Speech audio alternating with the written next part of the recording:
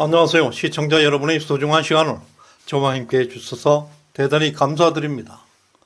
여러분의 끊임없는 관심과 많은 댓글은 저에게 큰 힘이 되고 있습니다.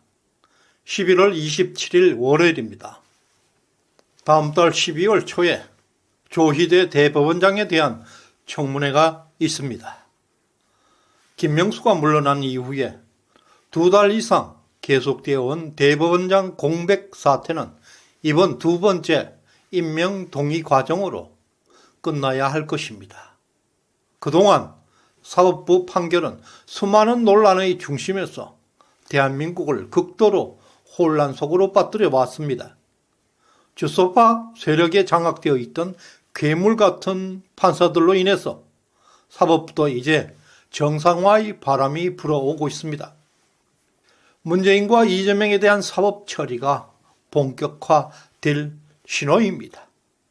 가장 먼저 이 시점에서 지난 7년 동안 지연되어 온 문재인 사위 서창호 사건에 대한 강제 수사가 시작된 것은 중대한 전환점이 될 것입니다. 특히 문재인 사위와 관련한 압수수색이 무려 5일 동안 계속되었다는 것은 이 사건의 심각성을 보여주고 있습니다. 사건의 최종 목적지는 양산이 되어야 할 것입니다. 그리고 이번 주에 울산시장 선거 문재인 청와대 개입 사건에 대한 1심 선고가 있습니다.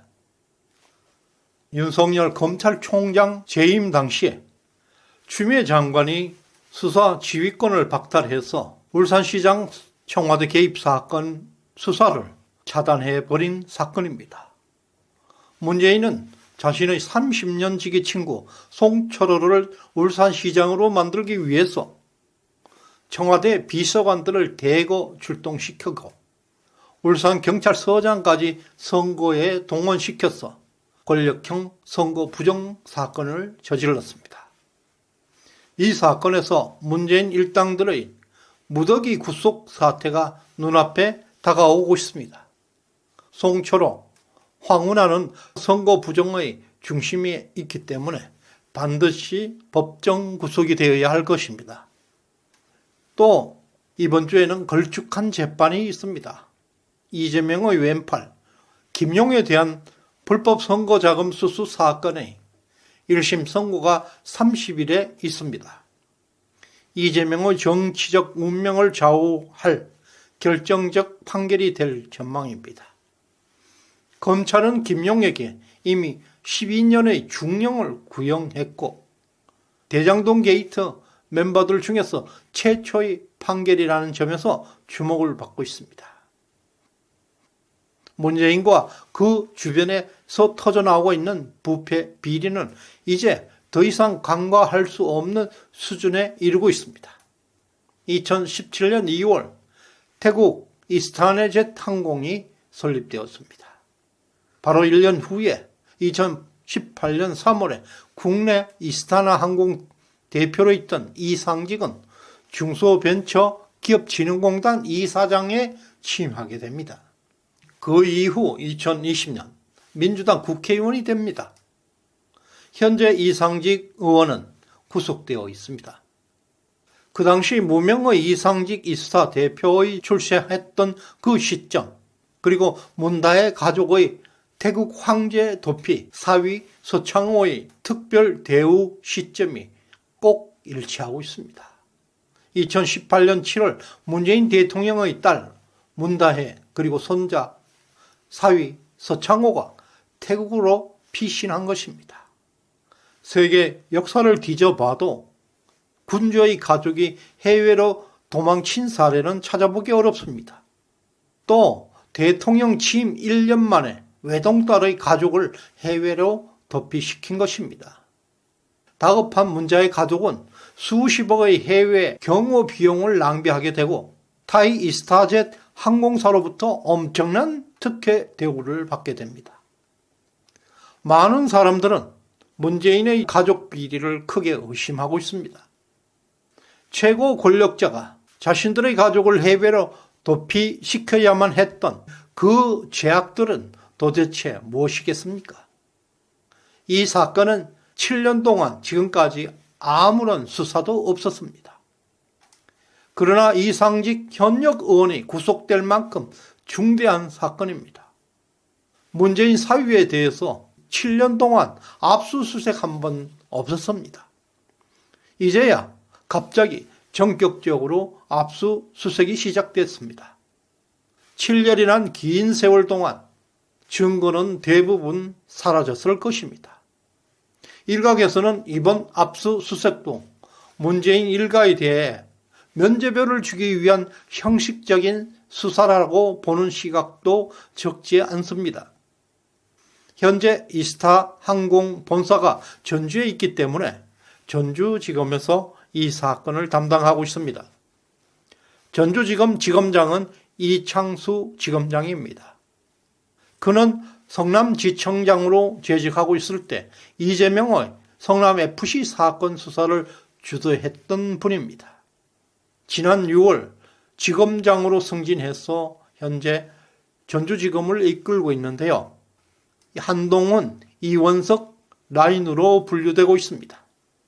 따라서 현 검찰의 수사를 감안해 볼 때 이번 문재인 사위 수사는 단순한 면죄부를 주기 위한 수사가 아니라 본격적인 문재인 수사가 진행되고 있다는 평가를 받고 있습니다. 현재 문재인 가족과 그 주변에 인간 탐욕의 극치를 보여주는 비리, 부패, 편법들이 난무하고 있습니다. 이런 인간이 대한민국의 대통령이었다는 그 사실은 참 부끄럽습니다. 대한민국의 불행이었습니다. 문재인 사위의 특혜 채용 사건은 5일 연속 계속 압수수색이 진행되었다는 그 점은 이 사건의 심각성을 암시하고 있습니다.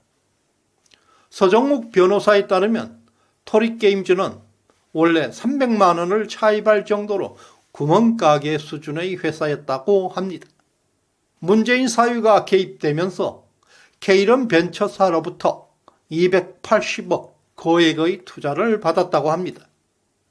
문재인의 개 이름이 톨이라는 점, 한국벤처스 투자가 K런 벤처스를 통해서 토리게임즈에 투자하고 있다는 점, 그리고 한국벤처스 투자 그 당시 대표 주영철이가 나중에 문재인 청와대 보좌관이 되었다는 점, 이런 일련의 사실들을 놓고 볼 때 이것은 단지 우연이라 알 수 없는 것입니다. 그뿐만 아니라 문다의 가족의 피신에 들어간 수십억 비용과 타이 이스타젯 항공이 문재인 사위에게 지급했던 엄청난 특혜성 대우 등에 대한 검찰의 강제 수사는 문재인을 정조준하고 있는 것으로 보입니다. 특히 이번 주에는 김명수가 떠난 대한민국 법원의 변화의 정도를 확인할 수 있는 중요한 재판들이 열리게 됩니다. 먼저 29일에 울산시장 선거 청와대 개입 사건의 1심 선고 재판이 있습니다. 이 사건은 김명수 체제 하에서 4년 동안 지연되어 있다가 드디어 1심이 선고되는 날입니다. 검찰은 지난 9월 송철호에게 징역 6년, 황운하에게 징역 5년, 백원우 전 민정비서관에게 징역 3년, 박형철 반부패 비서관에게는 1년 6개월을 구형했습니다. 문재인의 30년 지기 친구 송철호가 울산시장에 당선될 수 있도록 청와대 부하들이 대거 총출동해서 대한민국 민주주의 선거 제도를 심각하게 훼손했던 중대한 부정사건입니다.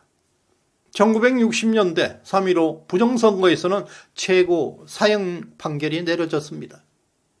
청와대 비서관들이 대거 투입되었음에도 불구하고 그의 두목 문재인에 대한 어떤 수사도 이루어지지 않고 있습니다.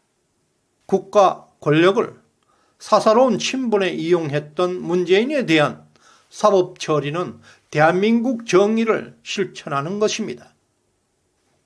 그리고 이재명의 측근으로 알려져 있는 김용에 대한 1심 선고가 30일에 있습니다. 이번 재판의 결과는 대장동 게이트 그리고 정진상, 이재명에 기소돼 있던 수많은 사건들에 큰 영향을 주게 될 것입니다. 그리고 대장동 게이트의 최초 판결이라는 점도 큰 주목을 받고 있습니다. 김용문, 유동규, 정영학, 남욱으로부터 8억 4,700만 원의 불법 선거 자금을 받은 혐의를 받고 있습니다. 검찰은 김용에게 이미 12년, 유동규에게 1년 6개월, 정영학과 남욱에게 각각 1년을 구형했습니다. 문재인은 자신의 친구 송철호를 울산시장에 당선시키기 위해서 최고의 권력을 사적으로 사용했고 또 자신의 사유에 대한 수사를 무려 7년간 방치했습니다. 이재명 당대표는 대법원장 임명 동의안을 부결시키면서 자신의 방탄수단으로 사법부를 활용했습니다. 대법원장의 장기간 공백 사태를 야기하고 있습니다. 국가 권력을 사적 이익을 위해서 동원했고 사법부를 무력화시키는 이러한 행태는 법치국가에서 더 이상 용납될 수가 없습니다. 이들은 대한민국의 국법을 심각하게 훼손하고 있습니다. 반드시 철저한 수사와 이들에 대한 청산이 필요한 시점입니다. 저희 영상에 후원해주신 소리바라님, 전은주님, 강영혜님 진심으로 감사드립니다. 끝까지 시청해 주셔서 고맙습니다.